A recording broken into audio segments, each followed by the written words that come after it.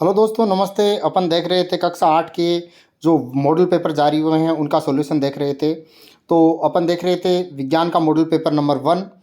इसके अंदर अपन ने 15 प्रश्न कर लिए थे। आज 16 प्रश्न से शुरू करते हैं। अगर आपने वो 15 प्रश्न का वीडियो नहीं देखा है तो उसका लिंक मैं डिस्क्रिप्शन में दे दूंगा, आप वहाँ से उसको पहले देख लें, उसके बाद में ये देखें। इसके अलावा गणित के मॉडल पेपर भी मैंने सॉल्व कराए हैं, वो भी आप मेरे चैनल पे देख सकते हैं। उसका भी डिस्क्रिप्शन में मैं लिंक दे दूंगा, वहाँ से आप पूरी प्लेलिस्ट में जाकर सभी मॉडल पेपरों को देख सकते हैं। इसके अलावा कक्षा 8 की गणित भी आप मेरे चैनल पर पढ़ सकते हैं, उसका लिंक भी आपको डिस्क्रिप्शन में मिल जाएगा।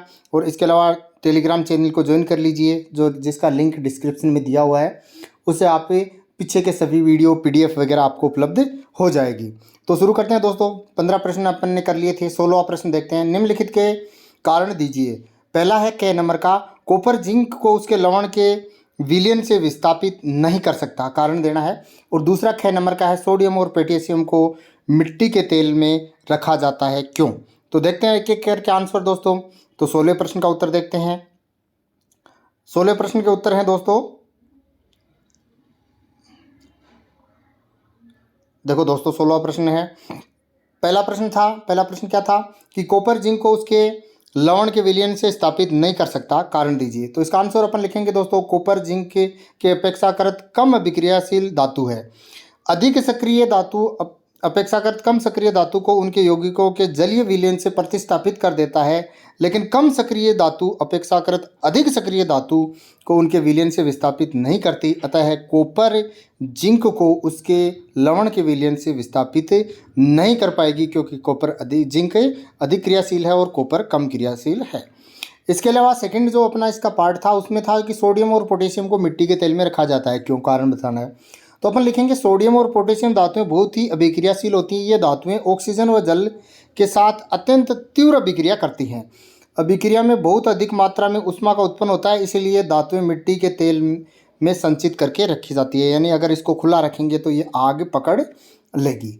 अगला प्रश्न 17वां प्रश्न दोस्तों, वर्णन कीजिए मृत वनस्पति से कोयला किस प्रकार बनता है, यह प्रक्रम क्या कहलाता है। तो इसका आंसर अपन लिखेंगे, मृत वनस्पति से कोयला निम्न प्रकार बनता है। मिट्टी में जमा होने और उनका तापमान बढ़ने से वे संकुचित हो गए और गहरे डूब गए। उच्च तापमान व दबाव के कारण धीरे धीरे मृत वनस्पति कोयले में बदल गई। इस प्रक्रम को कार्बनीकरण के रूप में माना जाता है और इस प्रक्रम को होने में करोड़ों वर्ष का समय लगता है। अगला प्रश्न है दोस्तों, घर्षण को बढ़ाया और घटाया कैसे जा सकता है, उदाहरण देके समझाइए। तो अपन लिखेंगे घर्षण को कम करने के क्या क्या उपाय हैं, यानी घर्षण को कम कैसे कर सकते हैं। पहला, किसी भी वस्तु की सतह को चिकना कर देने पर उसका घर्षण क्षमता कम हो जाती है। दूसरा, दो सतह के बीच में तेलिया या चिकना तत्व लगा देने से उन सतहों के बीच में घर्षण कम हो जाता है। तीसरा है, किन्हीं दो सतहों के बीच अगर हवा की एक परत भी हो तो भी उन सतहों के बीच में घर्षण कम हो जाता है। अगला, इसमें घर्षण बढ़ाने के जो उपाय हैं वो है कि सतह को खुरदरा कर दें, द्रव्यमान का मान है वो बढ़ा दें, स्नेक ग्रीस या तेल को हटा दें और घर्षण गुणांक को के सामान्य बल को बढ़ा दें, तो वो घर्षण बढ़ जाएगा। अगला प्रश्न है दोस्तों कि 19वां प्रश्न, विद्युत संधारित्रों को कभी भी गीले हाथों अथवा गीले फर्श से खड़े होकर स्पर्श नहीं करना चाहिए। यानी जो विद्युत जिसके अंदर से प्रवाहित होती है उनको गीले हाथों से या गीले फर्श पर खड़ा होकर अपन को टच नहीं करना चाहिए। इसका क्या कारण है। तो आंसर लगेंगे, विद्युत धारा, हमारा शरीर एक अच्छा सुचालक है। फर्श पर हम खड़े होकर और किसी भी यंत्र को छूते हैं तो धारा हम में से होकर जमीन में स्थानांतरित हो जाएगी। जब भी हम किसी यंत्र को छूते हैं तो पानी और हमारा शरीर दोनों सुचालक का कार्य करते हैं, जिससे धारा हमारे शरीर से प्रवाह करेगी और झटका लगने का खतरा रहता है। इसलिए विद्युत संधारित्रों को गीले हाथों और गीले फर्श पर खड़ा होकर स्पर्श नहीं करना चाहिए। इसके उपाय क्या हैं दोस्तों, जूते चप्पल या रबड़ के पहनकर ही जो विद्युत का काम है या लाइटिंग का काम है वो करना चाहिए। 20वां प्रश्न है, घर के भीतर रहने की स्थिति में आप विद्युत विसर्जन या तड़ित से किस प्रकार बचाव कर सकते हैं। यानी तड़ित या जो बिजली चमकती है उसके बारे में बात कर रहा है, उससे कैसे कर सकते हैं। तो आंसर लिखेंगे, घर के भीतर तड़ित टेलीफोन के तारों विद्युत तारों तथा धातु के पाइपों पर आघात करती हैं। तड़ित झंझा के समय हमें इन्हें छूना नहीं चाहिए। ऐसे समय मोबाइल फ़ोन या बिना डोरी वाले फ़ोन का उपयोग सुरक्षित है। बहते जल के संपर्क से बचने के लिए त्रिवृत्त संध्या के समय स्नान नहीं करना चाहिए। कंप्यूटर, टीवी आदि जैसे विद्युत उपकरणों के प्लग से को सॉकेट से निकाल देना चाहिए और विद्युत बल्ब, ट्यूबलाइट को जलाए रखा जा सकता है, इनसे कोई हानि नहीं होती है। तो क्या क्या अपन को करना चाहिए, क्या क्या नहीं करना चाहिए, कौन सा नुकसानदायक है, वो अपन यहाँ बता दिया है। अगला 21वां प्रश्न है, तारों व ग्रहों में अंतर बताइए। तो इसका पहला, तो तारों और ग्रहों में अंतर निम्नलिखित है। पहला, ग्रह उन आकाशीय पिंडों को कहा जाता है जो किसी तार की परिक्रमा करते हैं, जबकि तारे आकाशगंगा के केंद्रीय भाग के इर्द गिर्द परिक्रमा करता है। दूसरा अंतर है, ग्रहों के पास अपना प्रकाश नहीं होता। यहाँ प्रकाश छूट गया। ग्रहों के पास अपना प्रकाश नहीं होता, वे प्रकाश के लिए अपने निकटतम तारे पर निर्भर करते हैं। वहीं तारे नाभिकीय संलयन प्रक्रिया से उत्पन्न अथाह ऊर्जा द्वारा प्रकाश से प्रकाशित होते हैं। यानी ग्रहों के अंदर खुद का प्रकाश नहीं होता, तारों के अंदर खुद का प्रकाश होता है। जैसे पृथ्वी ग्रह है तो उसके अंदर खुद का प्रकाश नहीं है, जबकि सूर्य है वो तारा है, उसके अंदर खुद का प्रकाश है।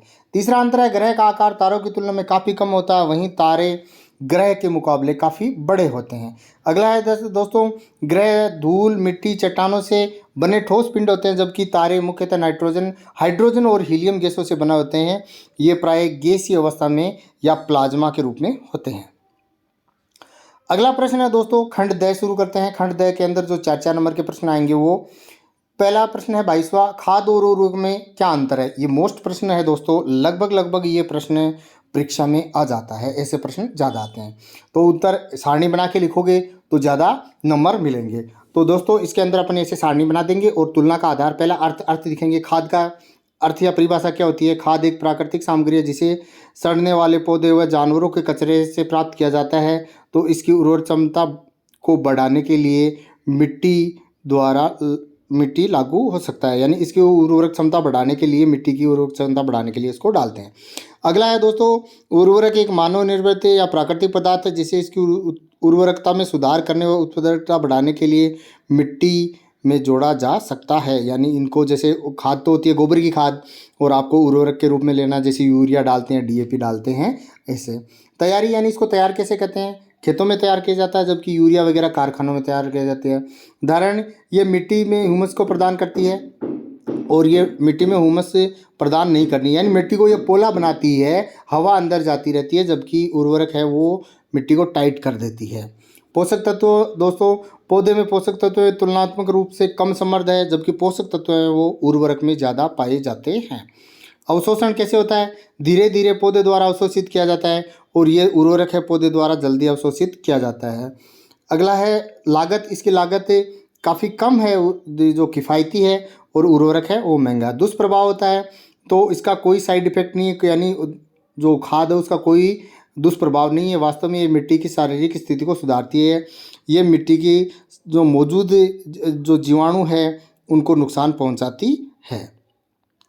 अगला प्रश्न है दोस्तों 23वां प्रश्न, वनोन्मूलन से वर्षा दर किस प्रकार में कम हुई है, समझाइए। ये बड़े प्रश्न है, थोड़ा उत्तर बड़ा लिखना पड़ेगा। लिखेंगे, वन प्रकृति में जल चक्र को सुचारू रूप से चलाने में सहायक हैं। यदि वन पृथ्वी पर जल का अवशोषण नहीं करेंगे तो निस्संदेह हमारे वायुमंडल में आने वाले जल वाष्पों की मात्रा में कमी होगी, और जल वाष्प नहीं होगा तब बादल नहीं बन पाएंगे और वर्षा में कमी होगी। वन पर्यावरण को ठंडक प्रदान कर बादल बनने में मदद करते हैं। यदि वनोन्मूलन की स्थिति होगी तो निश्चित रूप से वर्षा की दर में कमी आएगी, अर्थात पेड़ वाष्पोत्सर्जन की प्रक्रिया द्वारा पानी वायुमंडल को देते हैं। यह पानी वायुमंडल में नमी के लिए बहुत ही योगदान देता है। इस प्रकार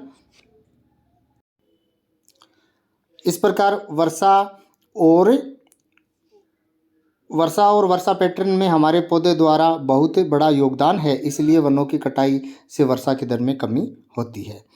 अगला प्रश्न है दोस्तों 24वां प्रश्न, मानव वाक्तंत्र यानी कंठ का चित्र बनाकर उसके कार्य को अपने शब्दों में व्याख्या कीजिए। तो कंठ का चित्र है, आपकी बुक में भी दिया हुआ है, इसको आप आराम से देख लें और उसके स्क्रीनशॉट भी ले सकते हैं, आराम से इसको उतार लें। और इसकी कार्य प्रणाली है वो उसके अंदर शॉर्टली आपको लिख देनी है। वाक्य यंत्र कार्य निम्न प्रकार है, जब हवा वाक तंतुओं से गुजरती है तो वे ध्वनि उत्पन्न करते हैं, करने से कंपन होता है और वाक तंतु कंपन पर ढीले और पतले हो जाते हैं। इस प्रकार विभिन्न प्रकार की आवाज़ें पैदा होती है, यानी अपने गले के अंदर जो कंपन होता है उससे आवाज़ पैदा होती है। अगला प्रश्न है दोस्तों 25वां प्रश्न, शुद्ध वायु और प्रदूषित वायु में अंतर स्पष्ट कीजिए। ये भी अच्छा प्रश्न है। उत्तर लिखेंगे शुद्ध हवा में 98% नाइट्रोजन, 21% ऑक्सीजन व carbon dioxide, argon, methane, ozone व जलवाष्प बहुत कम मात्रा में मौजूद होते हैं। यानी मेन तो दो ही होते हैं, नाइट्रोजन और ऑक्सीजन। शुद्ध हवा में अपने सभी घटक गैसों की मात्रा संतुलित रहती है और ये हानिकारक गैसों से मुक्त है और श्वास लेने के लिए उपयुक्त है। दूसरी तरफ प्रदूषित वायु है, ये तो शुद्ध वायु को बता दिया, आप प्रदूषित वायु को बताएंगे। दूसरी तरफ प्रदूषित वायु में अवांछित गैसें और धूल के कण व धुएं जैसे अन्य निलंबित अशुद्धियों के बारे में है। यह सांस लेने के लिए अयोग्य है और दोनों जीवित और गैर अजीवित, जो गैर जीवित हैं, निर्जीव हैं, दोनों के लिए हानिकारक होता है। तो ये दोस्तों अपन ने पार्ट 2 इसका कर लिया है। विज्ञान के मॉडल पेपर भी 5 है, तो आगे वाला मॉडल पेपर भी जल्द ही आएगा। आपको सभी इनको देखना है और इसके अंदर बहुत सारा सिलेबस कवर हो जाएगा। तो आपको ये बिल्कुल नोट भी कर लेना है और याद भी कर लेना है।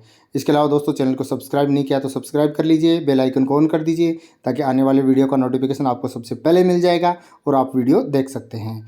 और दोस्तों जो डिस्क्रिप्शन में जाके बाकी सभी मॉडल पेपर भी देख लेंगे। धन्यवाद।